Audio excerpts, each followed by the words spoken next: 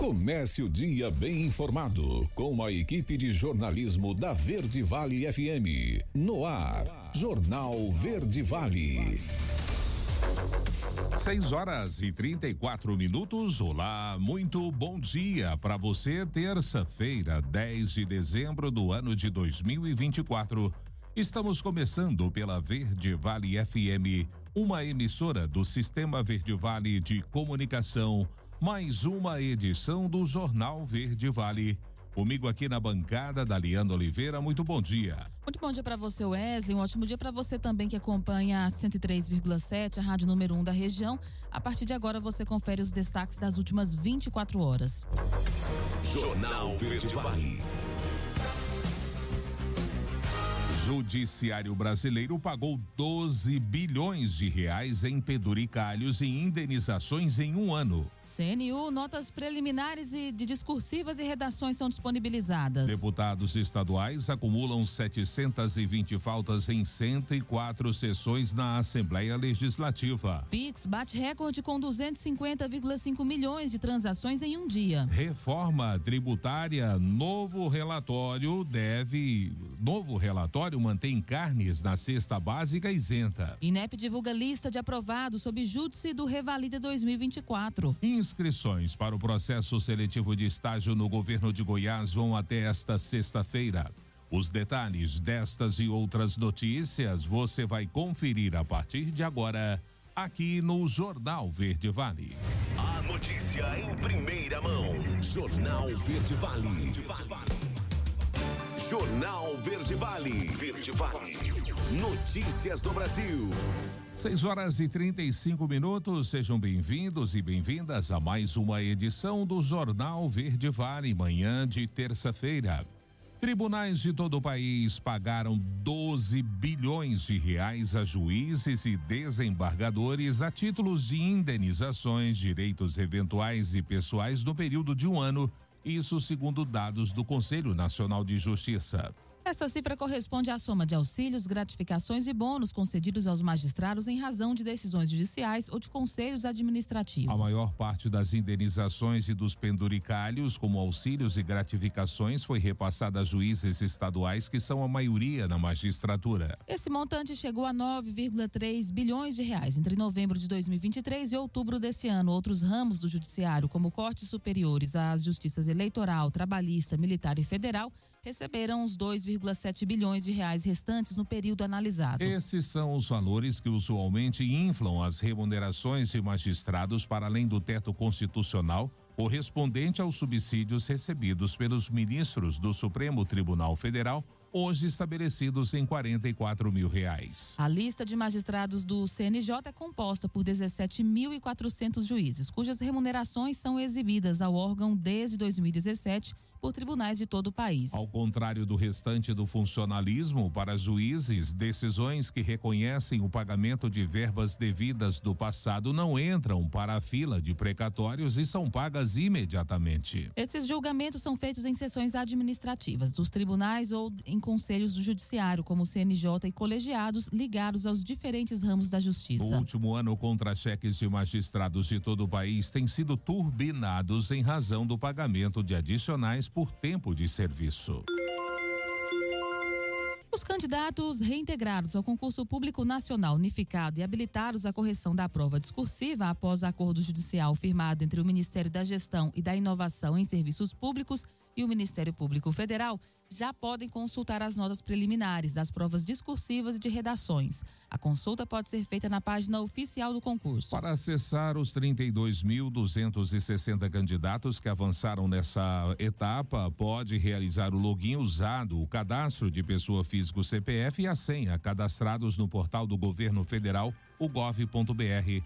No sistema, o candidato deve selecionar resultados e convocações e depois consultar a situação. Junto com a divulgação das notas, inicia hoje o prazo para a interposição de eventuais pedidos de revisão das notas, prazo que encerra amanhã e terá a divulgação do resultado do pedido no dia 20 de dezembro. A próxima etapa, conforme o novo cronograma divulgado pelo MGI, será a convocação para verificar as condições declaradas para concorrer às vagas reservadas aos candidatos negros e indígenas previstas para o dia 23 de dezembro. O procedimento está previsto para ocorrer entre os dias 11 e 12 de janeiro de 2025. Entre 6 e 10 de janeiro de 2025, será realizada a perícia médica dos candidatos que declararam com deficiência. A previsão é que os resultados finais sejam divulgados no dia 11 de fevereiro do ano que vem. De acordo com o Ministério, os candidatos aprovados para o número de vagas disponíveis serão convocados para a posse e posterior realização de curso de formação. Relator inclui armas e munições no imposto do pecado. Você confere a matéria completa com Yuri Hudson. O relator do texto da regulamentação da reforma tributária, senador Eduardo Braga, do MDB, apresentou nesta segunda-feira o voto final com a previsão do chamado imposto seletivo para armas e munições. O texto aprovado na Câmara previa isenção para esse setor, o que foi muito criticado. Conhecido como imposto do pecado, essa é uma taxação prevista para diversos itens. Por exemplo, veículos, embarcações e aeronaves, bebidas alcoólicas e outros. O relator colocou na lista as armas e munições. Mas Braga sabe que manter esse item na atual conjuntura do Congresso Nacional é difícil. Essa é uma convicção pessoal minha. Eu não sei sequer se terá voto no Senado aprovar o texto que eu propus, ou muito menos na Câmara dos Deputados. Não é possível que num país onde a gente mata mais gente do que numa guerra por ano, assassinato com arma de fogo, é sensato a gente reduzir carga tributária. Eu não sou a favor a isso. No parecer, armas e munições serão isentas apenas para as Forças Armadas ou órgãos da segurança pública. O texto ainda prevê que o governo federal terá até 90 dias para propor medidas que reduzam a alíquota dos impostos caso ela ultrapasse o teto de 26,5%. Braga ainda propôs uma inovação ao dar cashback de imposto para serviços de telecomunicações.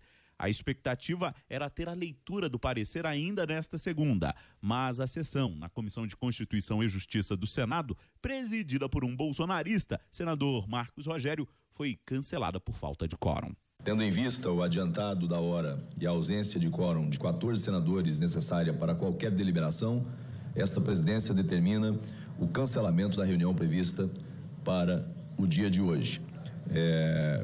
O senador Eduardo Girão, do Podemos, criticou o texto final produzido por Braga, especialmente a alíquota do IVA, que pode chegar a 28%. Mais aumento, que quem vai pagar é o povo brasileiro. Vai ser o maior IVA do mundo. Ora, se já estava ali em 28%, fora as emendas do Senado, que pelo que a gente sabe foram acatadas mais de 600 das 2.000, tu imagina como vai aumentar o imposto no Brasil. E quem paga a conta é sempre o mais pobre. A expectativa é que o texto seja lido na sessão desta terça-feira no Senado. Agência Rádio Web de Brasília, Yuri Hudson.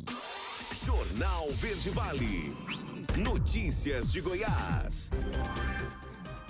6h42 agora. E ao longo de 104 sessões ordinárias no ano de 2024, os deputados estaduais acumularam 720 faltas ao trabalho no plenário da Assembleia Legislativa de Goiás.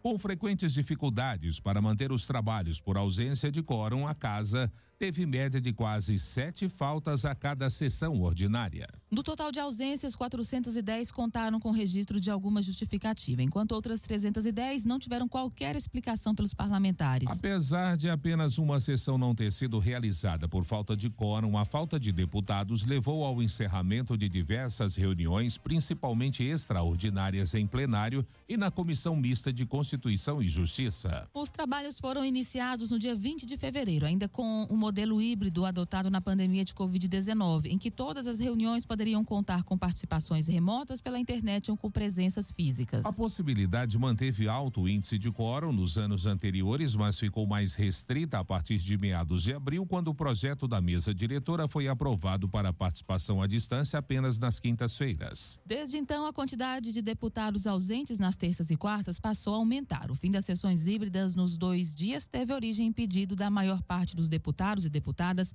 principalmente aqueles que mantêm rotina na capital e só se deslocam para o interior do estado aos fins de semana. Além disso, o número de ausentes também teve pico durante o período de disputa das eleições municipais entre setembro e outubro, quando as participações remotas foram liberadas temporariamente. Levantamento do Popular a partir de informações do portal da Transparência da Lego mostra que o deputado Henrique César do Podemos se ausentou de 42,4% das sessões ordinárias realizadas, com 14 faltas não justificadas e outras 30 com a apresentação de algum motivo. Os dados consideram apenas as sessões ordinárias sem incluir as extraordinárias ou comissões. César foi o único a manter a média de frequência abaixo de 60%, com um total de 44 ausências, e apenas outros 5 parlamentares tiveram índices abaixo de 70%. Alessandro Moreira somou 37 faltas, enquanto Gugu Nader do Avante teve 36 ausências, mesmo número de Lucas do Vale do MDB. Já Mauro Rubem do PT ficou fora de sessões ordinárias 34 vezes e Paulo César do PL teve 32 faltas. A apuração considerou todas as sessões ocorridas ao longo do ano até a última quinta-feira. 6h44 e pesquisa mostra governador Ronaldo Caiado com 84% de aprovação aqui no estado de Goiás. Vamos saber os detalhes dessa pesquisa com Vitor Silva. Na pesquisa de avaliação de governo divulgada pelo Instituto Paraná Pesquisas, o governador Ronaldo Caiado obteve 84,3% de aprovação dos goianos, número que representa quase 9 a cada 10 pessoas no estado.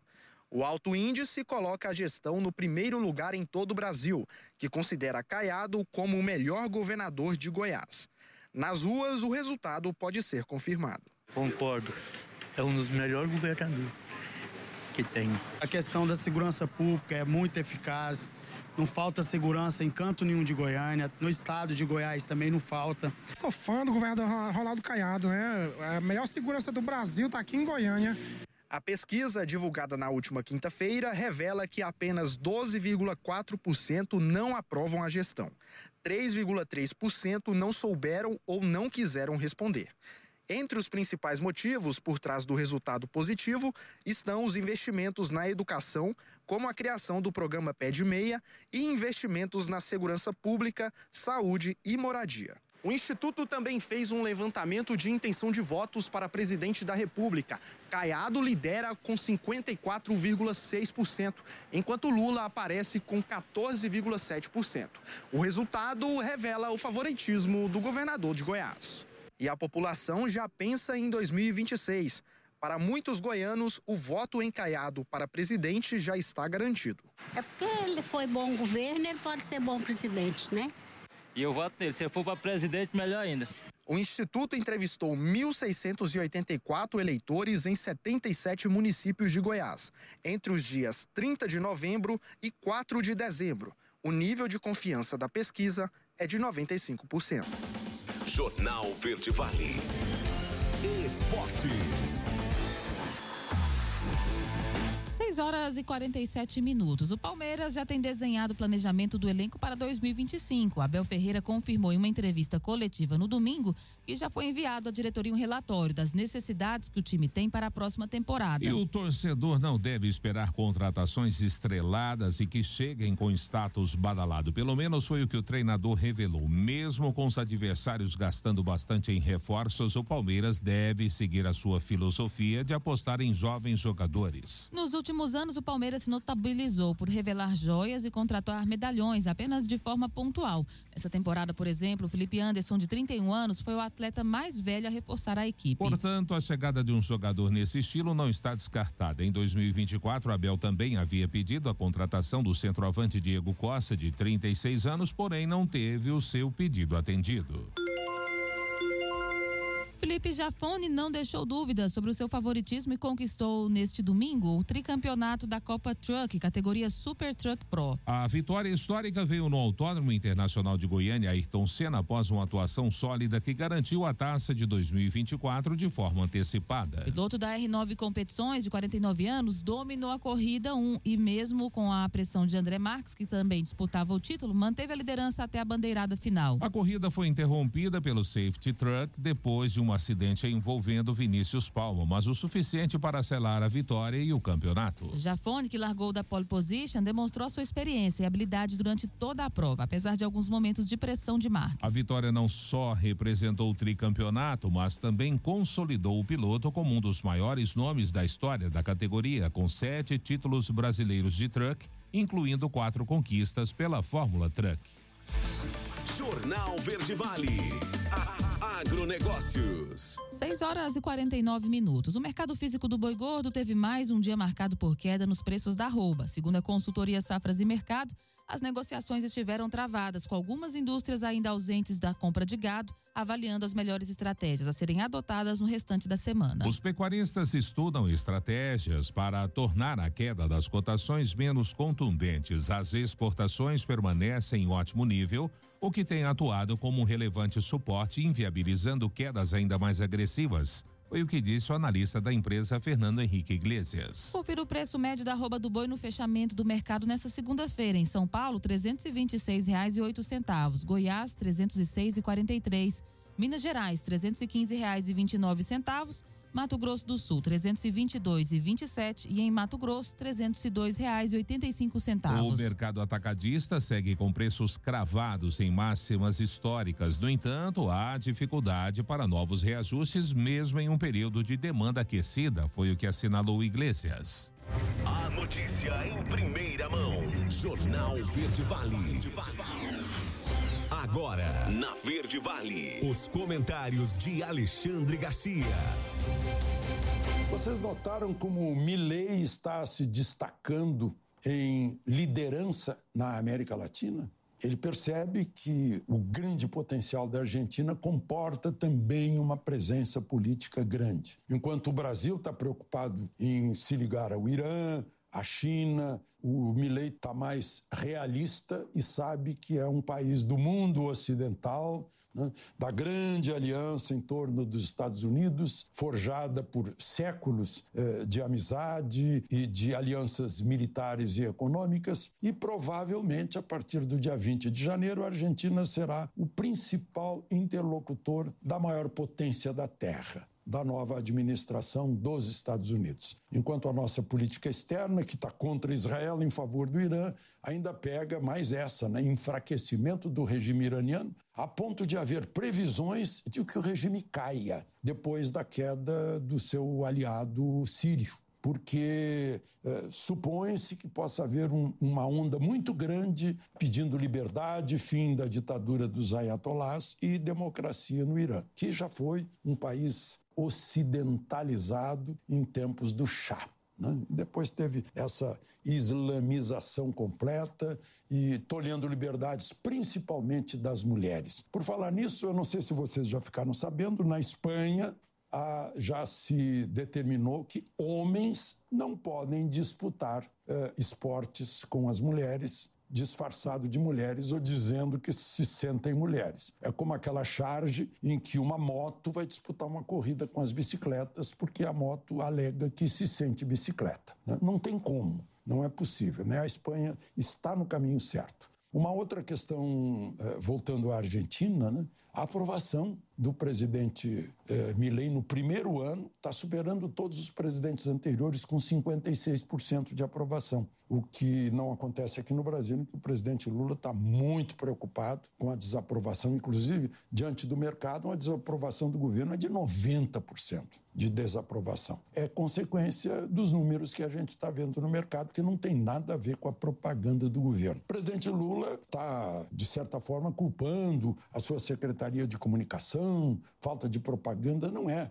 Quando o produto não é bom, não adianta propaganda. A propaganda acaba se tornando ridícula, quando não tem nada a ver. Bom, e vejam só, falei em números. O Banco Central faz uma pesquisa de mercado todas as semanas, está mostrando que a expectativa de inflação é maior ainda. Já passou muito da meta de 4,5% ao ano. A previsão agora é de 4,84% ao ano. O fim de ano está aí, não sei se vai chegar a 5%, mas em números reais, cortes da carne, por exemplo, já passaram disso, né? O que não sai é corte de gastos excessivos do governo. O corte mais óbvio seria o dos ministérios que foram inventados por Lula.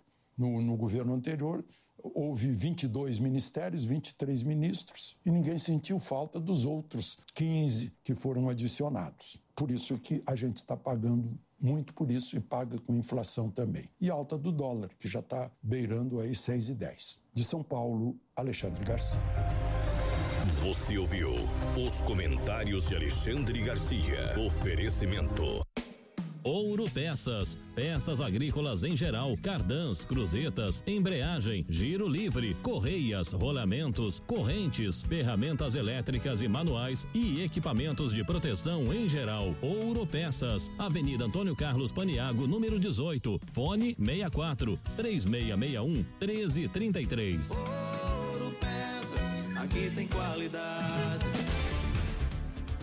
6h54, primeiro intervalo do Jornal Verde Vale desta terça-feira. No próximo bloco, INEP divulga lista de aprovados sob júdice do Revalida 2024. Há aberto período para confirmação de matrícula para o ano letivo de 2025 na rede estadual. Micro e pequenas empresas podem regularizar dívidas até janeiro. Não saia daí, a gente volta já logo após o break comercial, trazendo todas essas notícias e outras em detalhes para você. Jornal Verde Vale. Jornal Verde Vale. Verde Vale. Notícias do Brasil. 7h03, já de volta com o Jornal Verde Vale. O Instituto Nacional de Estudos e Pesquisas Educacionais, Anísio Teixeira, vinculado ao Ministério da Educação, publicou no Diário Oficial da União desta segunda-feira a lista final dos aprovados na condição sob júdice no Exame Nacional de Revalidação de Diplomas Médicos expedidos por instituições de educação superior estrangeira. O resultado dos candidatos que têm liminar judicial corresponde à segunda etapa da primeira edição do Revalida em 2024. Os resultados dos exames já foram divulgados aos 137 participantes aprovados via Sistema Revalida na página do participante com login e senha do portal de serviços digitais do governo federal gov.br. No próximo fim de semana, nos dias 14 e 15 de dezembro, o INEP vai aplicar as provas da segunda etapa da segunda edição do Revalida. Os médicos que se formam no exterior, brasileiros ou estrangeiros, precisam obter no mínimo 66.148 pontos de 100 nessa etapa que avalia as competências práticas dos candidatos para serem aprovados no exame. A participação na segunda etapa depende da aprovação na primeira. Essa nova fase é estruturada em um conjunto de 10 estações que são percorridas ao longo dos 2 dias de exame. Os participantes devem realizar tarefas específicas que podem incluir investigação da história clínica, interpretação de exames, formulação de hipóteses diagnósticas, demonstração de procedimentos médicos, aconselhamento a pacientes ou familiares, entre outras.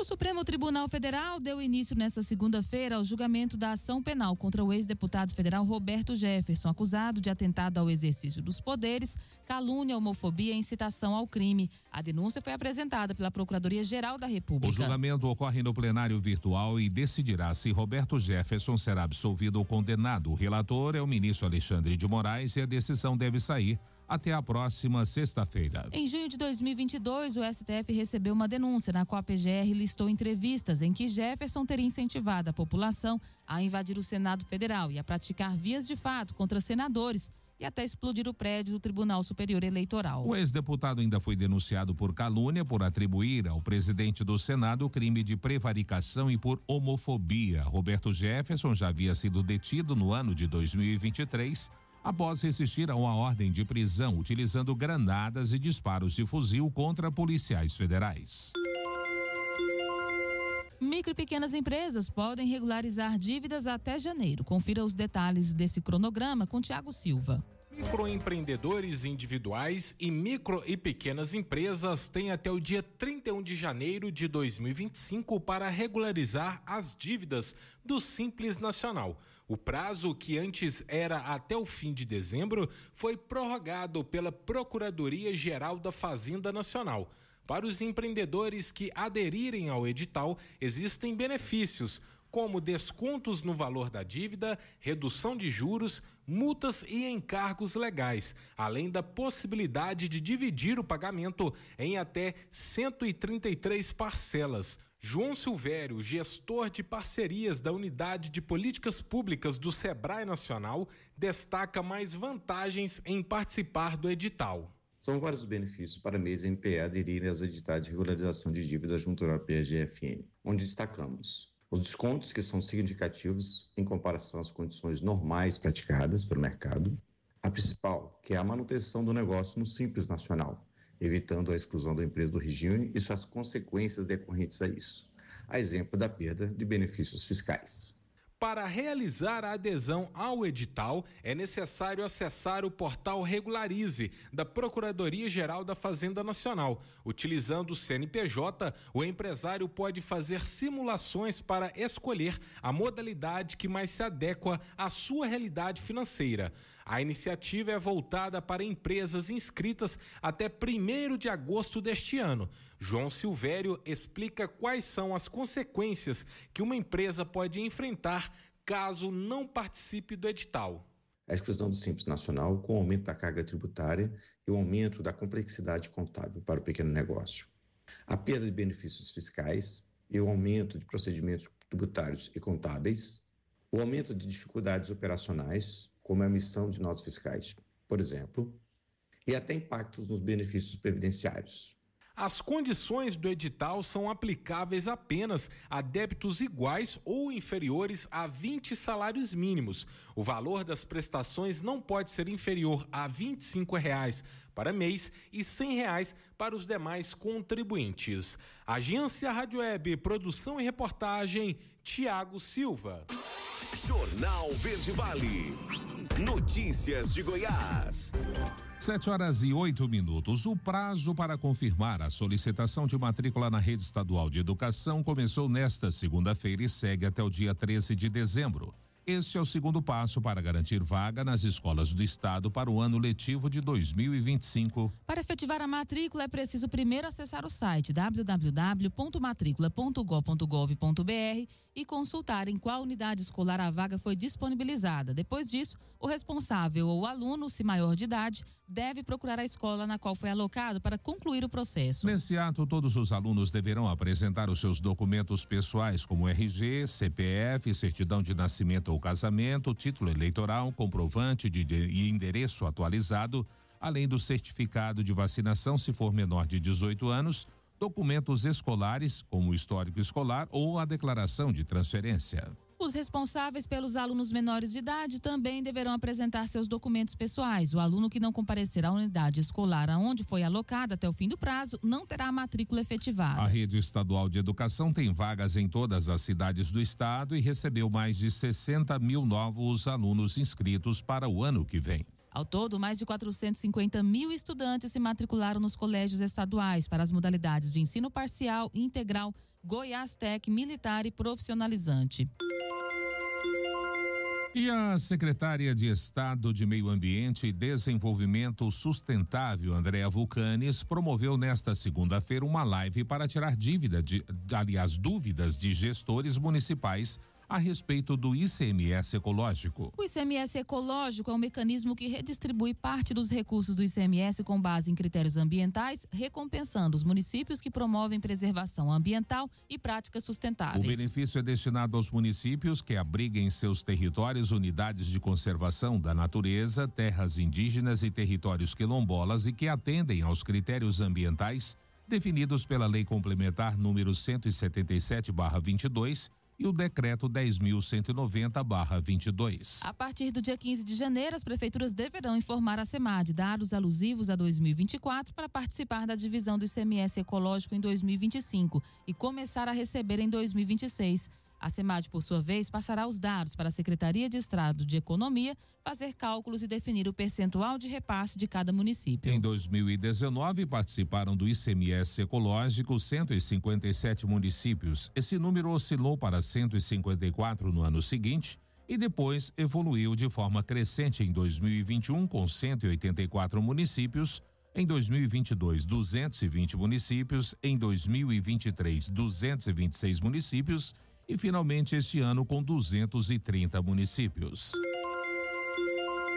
O governo de Goiás abre escritório social oferecendo vários serviços para ajudar os ex-presidiários a recomeçarem a vida em sociedade. A reportagem completa é com Isabela Mendes. Mais de 15 funcionários especializados vão atuar no novo escritório social para acolher egressos do sistema penal e familiares. É o primeiro escritório social inaugurado no estado de Goiás. As primeiras horas, segundo estudos, dessas pessoas que deixam o sistema penitenciário, se ele não tivesse apoio, né, essa acolhida, um local para onde ele vai procurar estes atendimentos, ele acaba reincidindo. As instalações foram inauguradas no setor sul em Goiânia e contam com uma estrutura completa que irá atender mais de 400 egressos por mês, com assistência psicológica, judicial e outros serviços. No ano passado, por exemplo, a Defensoria Pública chegou a promover assistência jurídica na ordem de quase 3 mil pessoas sem certidão de nascimento. Imagina essa população saindo da unidade prisional, por exemplo, sem certidão, sem documento para poder buscar trabalho, para fazer uma carteira de trabalho, para vacinar. O escritório social reúne muitos serviços e a Defensoria Pública se coloca à disposição. O escritório social surgiu da necessidade de auxiliar os egressos do sistema penal após o cumprimento das penas. Desta forma, eles têm acesso a todo o aparato do Estado para auxiliar o recomeço da vida em sociedade. O governador Ronaldo Caiado sempre diz que Goiás tem a melhor segurança pública do Brasil. Isso não é apenas no combate à criminalidade, né? O papel da Polícia Militar é importante, mas toda a força de segurança pública, todas as forças de segurança cumprem um papel importantíssimo. E agora, com o escritório social, oferecer a essas pessoas que estão deixando o sistema prisional, ou estão aí 6 meses de cumprir a sua pena, para poder ser reinserida na sociedade. O desembargador Fernando de Mello destaca que a inauguração do escritório é o item que faltava para completar a reinserção social de forma plena. Esse acompanhamento, ele se inicia 6 meses antes da liberdade, vamos dizer assim, ou da progressão de regime. E nesse período ele já vai sendo orientado de cursos, das questões sociais de forma geral, para que ele possa trazer frutos através do seu trabalho, de sua integração social. Isabela Mendes, da Agência Brasil Central. Jornal Verde Vale. Esportes. 7h14. E após ser desligado do comando técnico do Grêmio, Renato Gaúcho utilizou as redes sociais para se despedir do torcedor tricolor. Em um vídeo publicado pelo treinador, ele aparece chorando e afirmou que, apesar da tristeza, a decisão de não renovar o contrato com o clube foi correta. Essa foi a 4ª passagem de Renato Gaúcho pelo Grêmio, que comandava o clube desde setembro de 2022. Nessa passagem, o treinador somou 141 jogos, com 70 vitórias, 31 empates e 40 derrotas, um aproveitamento de 57%. Nesse período, conquistou 2 títulos gaúchos e um vice-campeonato do Brasileirão. E com 2 títulos graúdos na temporada, o Botafogo liderou com folga o ranking dos times da Série A que receberam mais dinheiro em premiação, incluindo as Copas e o Brasileirão. O Botafogo foi o único a superar 245 milhões de reais em prêmios. Campeão brasileiro e da Libertadores, o time comandado por Arthur Jorge empilhou taças e encheu os cofres. A quantia só não foi ainda maior porque o Botafogo caiu cedo na Copa do Brasil. O Flamengo ficou em segundo na lista, faturando quase 180 milhões. O Flamengo ficou pelo caminho na Libertadores, mas se sagrou campeão da Copa do Brasil e terminou em terceiro no Brasileirão. O Atlético Mineiro poderia ter liderado a lista, mas amargou vices e terminou em terceiro, passando dos 170 milhões de reais. O Atlético Mineiro foi derrotado tanto na final da Libertadores quanto na da Copa do Brasil e brigou contra o rebaixamento na última rodada do campeonato de pontos corridos. Trio de ferro paulista, São Paulo, Palmeiras e Corinthians fizeram escadinho. São Paulo liderou o bonde com quase 90 milhões, seguido pelo Palmeiras e com o Corinthians, semifinalista da Sul-Americana e que teve uma arrancada fenomenal na reta final da temporada logo atrás. Jornal Verde Vale. Agronegócios. 7h15. O mercado brasileiro da soja teve uma segunda-feira de preços mais baixos, com fraca movimentação. Segundo a Safras Consultoria, o mercado esteve lento, com muitos participantes fora das negociações. A expectativa para o relatório de oferta e demanda de dezembro do Departamento de Agricultura americano, que será divulgado amanhã, contribui para a cautela dos agentes. Além disso, a queda da soja na Bolsa de Chicago pressionou as cotações do mercado doméstico. Confira as cotações no Brasil no fechamento do mercado nesta segunda-feira. Em Porto de Rio Grande, o preço caiu de 144 para 143. Cascavel, o preço caiu de 137 para 136 e em Porto de Paranaguá caiu de 143 para 142. Em Rondonópolis, Mato Grosso, o preço caiu de 136 para 134 reais a saca. Em Dourados, Mato Grosso do Sul, o preço caiu de 138 para 136 reais. E finalmente em Rio Verde, aqui em Goiás, o preço caiu de 138 para 136 reais. Contratos futuros da soja negociados na Bolsa de Mercadorias de Chicago fecharam a segunda-feira com preços mais baixos. Após o início de sessão positivo, o mercado perdeu força na parte da tarde, refletindo vendas técnicas e um cenário fundamental baixista. O produtor norte-americano está motivado a vender soja ainda disponível pelo atual patamar de preços antes que os preços caiam ainda mais com a entrada da safra brasileira. Jornal Verde Vale. Verde Vale. Notícias do Brasil. 7h17. A cada 6 horas, uma mulher morre vítima de feminicídio aqui no Brasil. Igor Pereira traz os detalhes dessa triste estatística. O Brasil segue com a campanha dos 21 dias de ativismo pelo fim da violência contra as mulheres. As ações mobilizam o país para o enfrentamento desse tipo de violência e não é por acaso. Segundo o Fórum Brasileiro de Segurança Pública, só em 2023, o país registrou um feminicídio a cada 6 horas. Esse crime trata do assassinato motivado ou possibilitado pelo simples fato de a vítima ser uma mulher. E para chegar a esse extremo, a mulher passa por outros tipos de violência.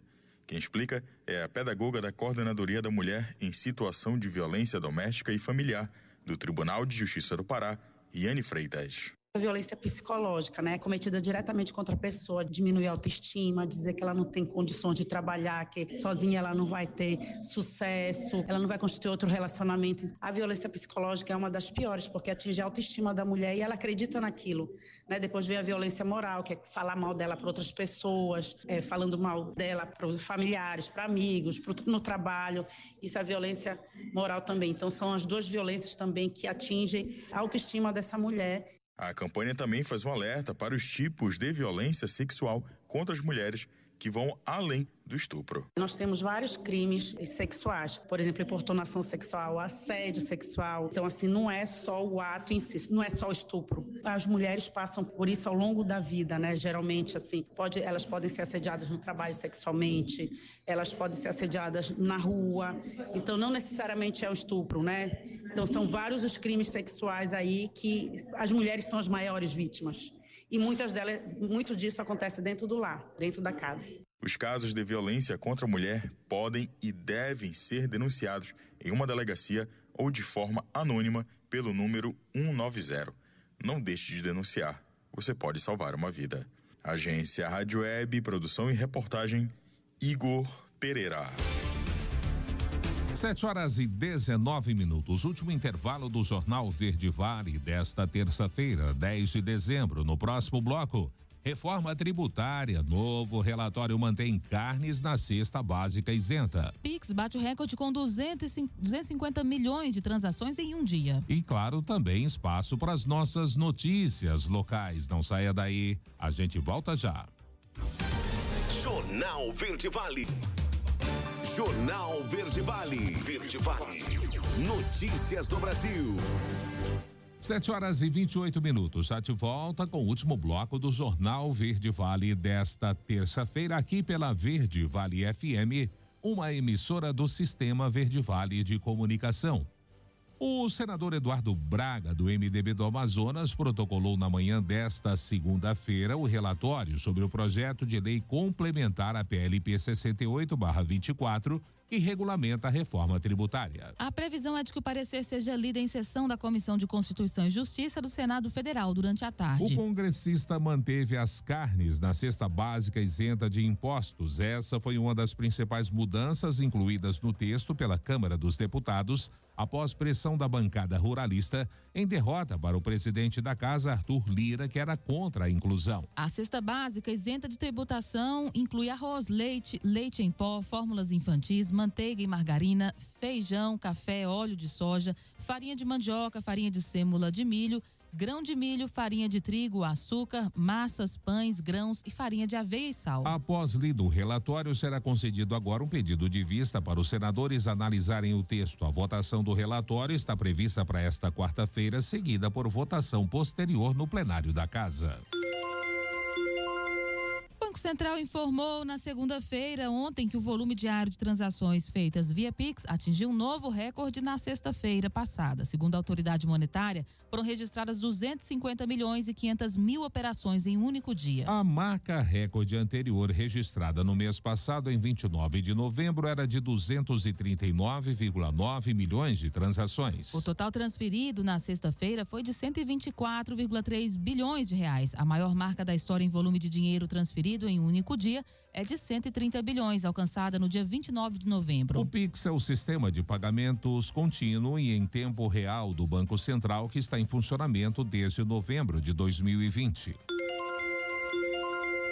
Consulta avalia a adição de vacina contra gripe para idosos no SUS. A matéria é com Mariana Cavalheiro.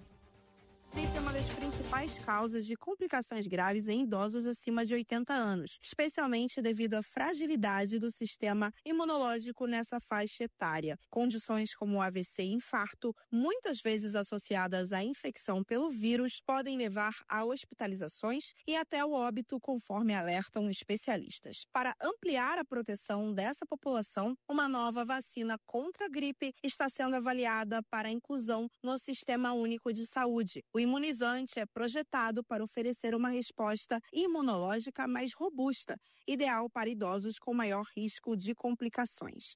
A Conitec abriu uma consulta pública para que a população possa opinar sobre a inclusão dessa nova vacina no SUS. A participação popular pode ser decisiva para garantir a ampliação da cobertura vacinal, fortalecendo a proteção dos idosos. A doutora Sheila Romsani, diretora médica de vacinas da Sanofi, explica como funciona a consulta pública e seus benefícios para a sociedade. A consulta pública é uma chance que o governo federal nos dá de dizer se a gente quer a implementação de uma nova tecnologia ou não. Por que isso é bom ou não é bom para o país, para a gente? Então, nessa consulta pública, a pessoa pode dizer se já teve contato com determinado produto ou não. O objetivo dela é avaliar se há interesse da população, sociedades médicas, profissionais de saúde, em terem essa nova tecnologia, que é uma vacina contra a gripe, específica para a população que é de mais de 60 anos, mas a introdução no SUS seria a partir de 80 anos. Para mais informações e participação na consulta pública, acesse o site do Ministério da Saúde. Agência Rádio Web, produção e reportagem, Mariana Cavalheiro. Jornal Verde Vale. Notícias de Goiás. 7h33. E as inscrições para o processo seletivo para o estágio do governo de Goiás se encerram nesta sexta-feira.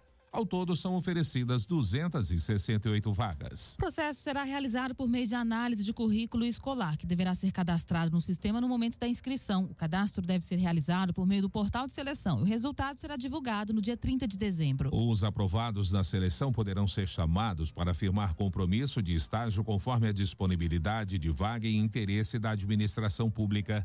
A carga horária é de 20 horas semanais, que deverão ser cumpridas de segunda a sexta-feira no período matutino ou vespertino. O estudante selecionado receberá a bolsa de estágio no valor de R$1.000, auxílio transporte no valor de R$100 e terá o seguro contra acidentes pessoais, contratado em benefício do estagiário. O jovem terá direito ainda a 30 dias de férias remuneradas, caso o contrato seja superior a 1 ano. O prazo máximo de permanência no estágio será de 2 anos, exceto para pessoas com deficiência que não tem prazo e o contrato pode seguir até concluir a formação. A convocação de estudantes será feita por área de formação, de acordo com a necessidade da administração. Não será permitida a movimentação de um órgão para o outro.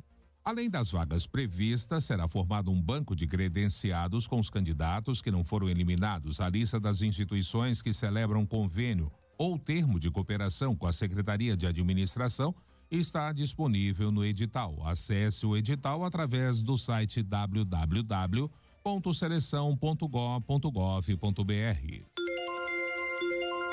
Na esteira da reformulação do transporte coletivo da região metropolitana de Goiânia, iniciada desde o fim de 2022, o governo de Goiás avança também tenta emplacar iniciativas para tornar a mobilidade sustentável e se colocar como referência no Brasil. Entre as iniciativas em estudo, destaca-se a aquisição de 500 ônibus movidos a biometano, com o primeiro veículo previsto para iniciar testes já no primeiro semestre do ano que vem. Isso de acordo com a apuração feita por órgãos da capital. A implementação integral, no entanto, dependerá da capacidade de fornecimento do combustível, produzido a partir de resíduos da cana, pecuária e esgotamento sanitário pelas usinas locais. Em um primeiro momento, já em janeiro do ano que vem, as empresas vão testar um veículo que rodará nas linhas alimentadoras. Até abril, um articulado deverá rodar no eixo Anhanguera. Ambas devem usar carroceria Scania, empresa que mantém conversas com o governo goiano. Um modelo parecido com o que esse poderá rodar na região metropolitana de Goiânia. Já foi testado em outras cidades no Brasil, como Foz do Iguaçu, no Paraná. Conforme fontes ainda do governo goiano, o objetivo é posicionar Goiás na vanguarda dos combustíveis verdes no transporte coletivo, promovendo a redução de emissões de carbono e incentivando o uso de fontes renováveis. Para concretizar a iniciativa, o Estado mantém negociações avançadas com a montadora Scania. A educação de Goiás, que é o primeiro lugar no Brasil, é destacada durante o encontro de prefeitos de capitais e grandes cidades em Brasília. Vamos conferir essa matéria. Em um evento nacional em Brasília, prefeitos de capitais e de cidades com mais de 500 mil habitantes foram convidados para discutir a educação. O ministro Camilo Santana abriu o evento e destacou o trabalho de Goiás, que é primeiro lugar no IDEB. Quando o governador toma a decisão de investir, de focar, de planejar, você consegue melhorar os indicadores da qualidade da aprendizagem dos seus jovens.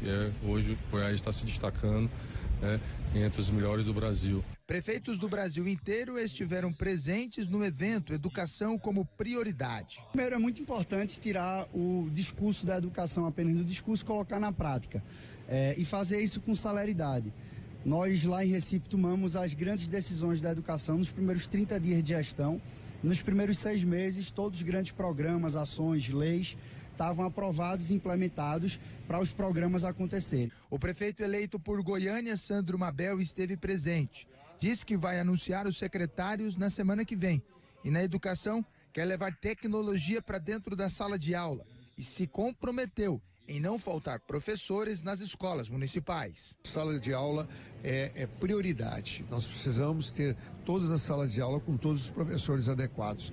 Mas a educação está bem melhor e bem mais fácil, vamos dizer assim, de nós podermos evoluir. O ano de 2024 ficará marcado como o ano em que o estado de Goiás chegou à primeira colocação no IDEB nacional. Por isso, o governador Ronaldo Caiado foi convidado para participar de um painel com outros governadores. E ali sim, demonstrar para esses novos prefeitos eleitos e reeleitos pontos que o governo mudou e que deu certo, chegando a esse resultado super positivo na educação goiana. Nós tivemos a oportunidade de relatar o quanto Goiás, tá certo, ao dar autonomia à secretária de Educação, conseguiu superar todas as dificuldades e mostrar para o Brasil hoje que Goiás não é fraco não, Goiás é primeiro lugar no IDEB.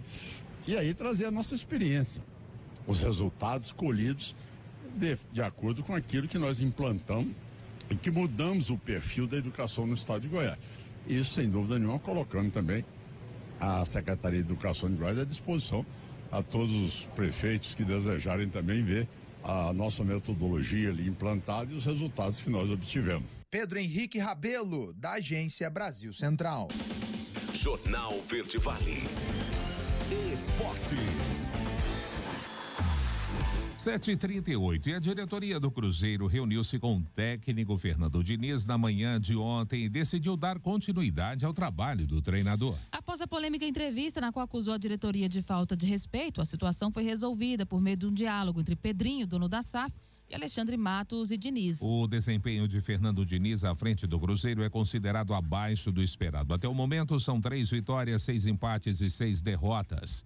Ele terminou o Campeonato Brasileiro fora da zona de classificação para a Copa Libertadores e foi vice-campeão da Copa Sul-Americana. Agora, Diniz seguirá ao lado de Alexandre Matos com o planejamento do Cruzeiro para 2025. Vale lembrar que na próxima temporada, a Raposa disputa o Campeonato Mineiro, a Copa do Brasil, o Brasileirão e a Sul-Americana. E Luiz Eduardo Batista, o BAP, será o presidente do Flamengo no próximo triênio 25-27. A chapa azul, raça, amor e paixão de oposição, encabeçada pelo empresário, venceu o pleito com 1.731 votos em eleição realizada ao longo desta segunda-feira na Gávea. O novo mandatário toma posse no dia 18 de dezembro. O resultado impediu o terceiro mandato seguido do grupo que compõe a chapa roxa, liderada pelo atual vice-presidente Rodrigo Danchi, que tinha o apoio do atual presidente Rodolfo Landim. A situação ficou com 1.166 votos. A chapa amarela de Maurício Gomes de Matos terminou com 363 votos. Ao seu lado, o BAP vai contar com Flávio Willeman como vice-presidente. O advogado ocupou o posto de vice-jurídico durante os 2 mandatos de Eduardo Bandeira de Melo no Flamengo entre 2013 e 2018. Na mesma chapa, Gustavo Fernandes foi eleito presidente da Assembleia Geral. A eleição ocorreu de forma tranquila, sem atritos. BAP votou logo cedo, às 8h09, o mesmo horário do seu rival Danchi. O novo presidente contou com apoio e voto de ídolos históricos do Flamengo, como Zico, Evaristo de Macedo e Raul Plasman. Jornal Verde Vale. Agronegócios. 7h41 e um levantamento na última quinta-feira, a AG Rural calculou que o plantio da safra de soja 24-25 alcançou 95% da área estimada para o Brasil. Os trabalhos estão mais avançados em comparação com o mesmo período do ano passado, quando 91% das lavouras haviam sido semeadas. De acordo com a consultoria, com plantio quase finalizado e expectativa de boas produtividades em todo o país, o destaque da semana passada foram as chuvas muito bem-vindas, que chegaram a áreas mais secas do Paraná, Mato Grosso do Sul e Rio Grande do Sul. Segundo o levantamento, no Paraná, as chuvas chegaram em bons volumes e bem distribuídas, eliminando a preocupação, pelo menos por hora, com possíveis perdas de potencial produtivo de lavouras já em fase reprodutiva, nas regiões oeste e norte do estado. Jornal Verde Vale. Bombeiros. Agora às 7h42, a gente chega trazendo as informações das últimas 24 horas aqui em Mineiros e região por parte do Corpo de Bombeiros, com um total de 9 atendimentos realizados, entre eles um incêndio, uma edificação comercial, às 11h54, ali por volta quase meio-dia. O Corpo de Bombeiros foi acionado para atender esse incêndio em uma edificação comercial na Avenida Antônio Carlos Paniago, uma loja de colchões ali perto da rotatória da Índia. No local, muita fumaça na sala de showroom da loja, sendo que 2 bombeiros equipados com respirador autônomo entraram no ambiente e localizaram o foco do incêndio. Foi retirado para fora da loja uma mesa, documentos queimados e um roteador também queimado. Foi danificado um ar-condicionado e a pintura onde começou o incêndio. Felizmente, somente danos materiais foram registrados nessa ocorrência, O maior estrago causado pela fumaça do que propriamente pelas chamas dos equipamentos. A energia da edificação foi desligada para evitar qualquer curto ali nas instalações elétricas e também nos equipamentos. Após o controle das chamas, o proprietário da loja recebeu orientações e as guarnições, então, deixaram o local ali, Apenas danos materiais registrados nessa loja de colchões aqui da nossa cidade. E nós tivemos também ontem, por volta das 3h40, um acidente de trânsito envolvendo um carro e uma moto ali na rua SB4, ali no Solar Betel, Nesse acidente, a moto, uma bis de 100 cilindradas, acabou colidindo com um veículo, um Gol. Uma pessoa acabou ferida. A condutora da motocicleta, de 33 anos de idade, apresentava ferimento nas costas, escoriações no rosto, no braço esquerdo e também na perna esquerda. Ela estava consciente, foi encaminhada pelo serviço de resgate para o atendimento médico na UPA aqui da nossa cidade.